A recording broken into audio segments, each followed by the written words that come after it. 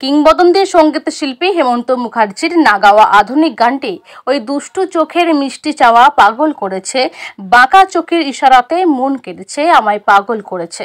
Recording করলেন বহুমুখী প্রতিভা doctor Swapan Dutta বাউল। তার সঙ্গে নিজের লেখা সুরে অন্য একটি লোকসঙ্গীত স্বপন দত্ত বাউলের কণ্ঠে রেকর্ডিং হলো।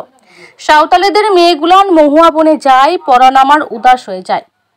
এই লোকসঙ্গীতটিও রেকর্ডিং করলেন স্বপন বাউল এমসিআই স্টুডিওতে। এই দুটি গান রেকর্ডিং এর বহুমুখী প্রতিভা ডক্টর স্বপন দত্ত বাউল নিজে তবলা সঙ্গত করেন। হেমন্ত মুখোপাধ্যায়ের না গাওয়া আধুনিক গানটি রেকর্ডিং করে হেমন্ত মুখোপাধ্যায়ের চরণে শ্রদ্ধাঞ্জলি দিয়ে প্রণাম জানান খাজা আনোয়ার বের পূর্ব বর্ধমানের রাষ্ট্রপতির প্রশংসিত আশীর্বাদ ধন্য উপহার স্বরূপ পুরস্কার প্রাপ্ত শিল্পী ডক্টর স্বপন দত্ত বাউল।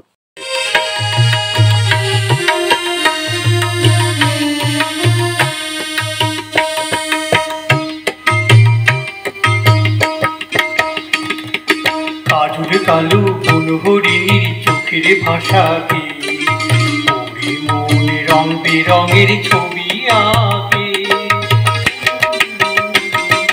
কালো কালো মনোহরিণীর চোখের ভাষাকে ওরে মনে রং বেরঙের ছবি আঁকে। রঙে রঙে রাঙালো মন পলাশ পারুল ফুটলো, মিষ্টি হাসির ফুল ছড়িয়ে মন মহুয়ায় মাতলো।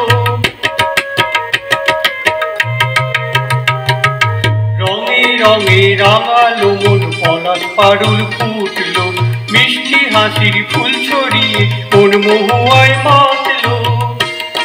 আমি এসেছি স্টুডিও এমসিআই।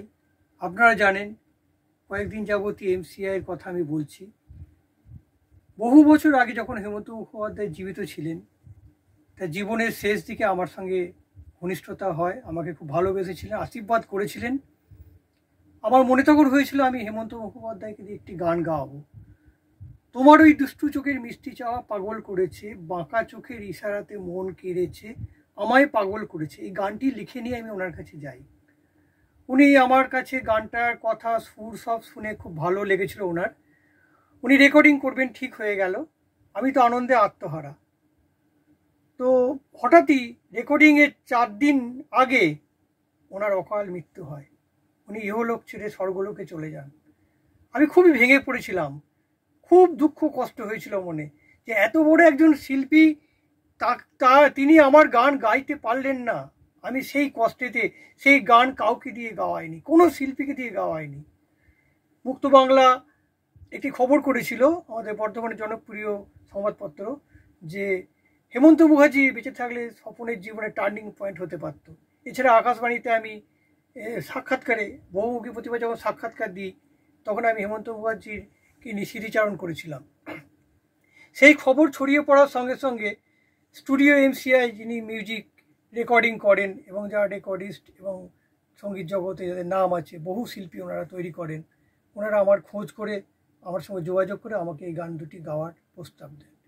একটি হেমন্ত মুখোপাধ্যায়ের না গাওয়া গান, যেটি তোমার ওই দুষ্টু চোখের মিষ্টি চাওয়া পাগল করেছে, আরেকটি আমারই লেখা, আমারই সুর, লোকগীতি। আমি লোকশিল্পী, তাই সাঁওতালিদের মেয়ে গুলান মহুয়া বনে যায়, পরাণ আমার উদাস হয়ে যায়।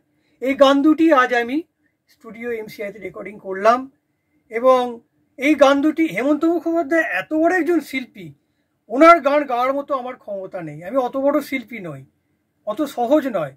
আমি নিজের মতো যেমন পারলাম গেয়ে ওনার চরণে শ্রদ্ধাঞ্জলি দিলাম। ওনার আশীর্বাদ আমি আগে পেয়েছি এবং উনি যেন আমাকে আরও আশীর্বাদ করেন, আমি এইভাবেই যেন জীবনে এগিয়ে চলতে পারি এবং শ্রোতা বন্ধুদের আমি যেন এইভাবে আনন্দ দিতে পারি।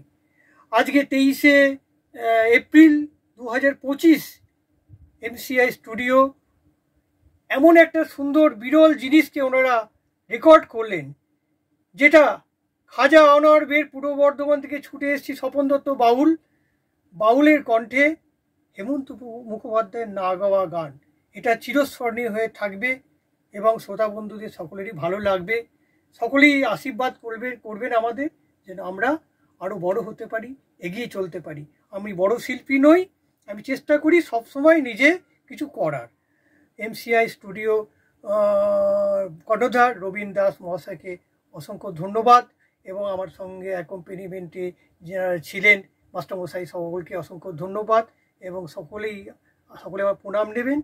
আমার নাম ডক্টর স্বপন দত্ত বাউল, রাষ্ট্রপতি পুরস্কার প্রাপ্ত শিল্পী, বহুমুখী প্রতিভা।